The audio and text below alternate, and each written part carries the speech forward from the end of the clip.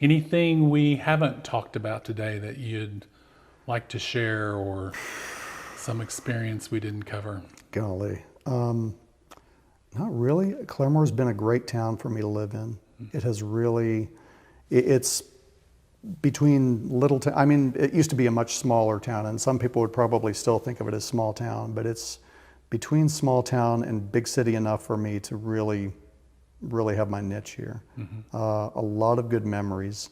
I got to meet a lot of people through the progress. Some celebrities, many politicians, for good and bad. But it's just the common man that always stuck with me. I read a couple of stories about a young man who was fighting leukemia, and it pains me that I've forgotten his name, but I've never forgotten his face. And I saw him a few times. He eventually passed, and his father came in a couple of years after that, having written a book about his experience. Just normal people. I mean, So celebrity, you mentioned celebrities. Was that from a Claremore Progress perspective, or? A little of both. I always tried to find a local hook Yeah. anywhere that I could, which was not easy. There were some times when celebrities would come to town. One time Joe Mantegna visited the Gun Museum, and I got to meet him. Shirley Jones came and performed here, and I got to meet her and interview her, and we got to see her perform that night. So that was really neat. She'll always be Lori to me. I mean, I don't care how long she lives; she's always going to be Lori to me. And but there were others. You get a little further outside of Claremore, then you get into Rogers County. Technically, the Hard Rock is in Rogers County, so I would do some stories about coming attractions there. I got to meet and talk to Mickey Dolenz from the Monkees. Got to meet and talk to Olivia Newton-John. We got to meet her backstage. My wife got to meet her and gave her a russet Great. cuff before the show. And when she came out afterwards, she was wearing it. So that was really cool. Yeah.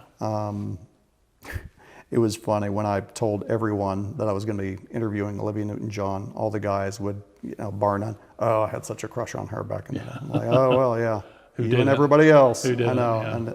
but she was just sweet and generous. I've never met anyone that's been ugly or unpleasant or put on airs. And even further outside of Rogers County in Tulsa, several years there was a pop culture convention called Wizard World that I reached out to see if I could get a little coverage. I reached out to them to see if I could get a little coverage, and I did that even knowing it was outside of the county, because I thought it was easier to ask forgiveness than permission. And the publisher at the time, Bailey Dabney, I always think, I transpose his name so often, Bailey Dabney.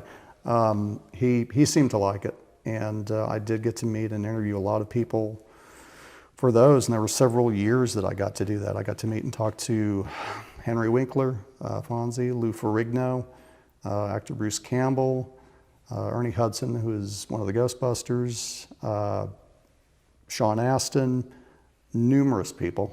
Michael, a lot of people who probably wouldn't be commonly known. You would recognize them if you saw them, Right.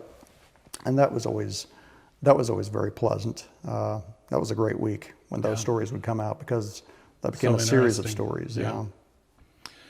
Well, I think that covers it from my perspective. Once again, I want to thank you, Tom, for taking time out of your day to be with us. I don't ever say thank you to John Little, but for those of you watching us today, he's the guy behind the camera and really the push behind our Voices for Claremore. So, John, we appreciate you and your role on our board here. So, hope everybody has a great day, and you can watch this and enjoy it on our website under our Voices of Claremore tab.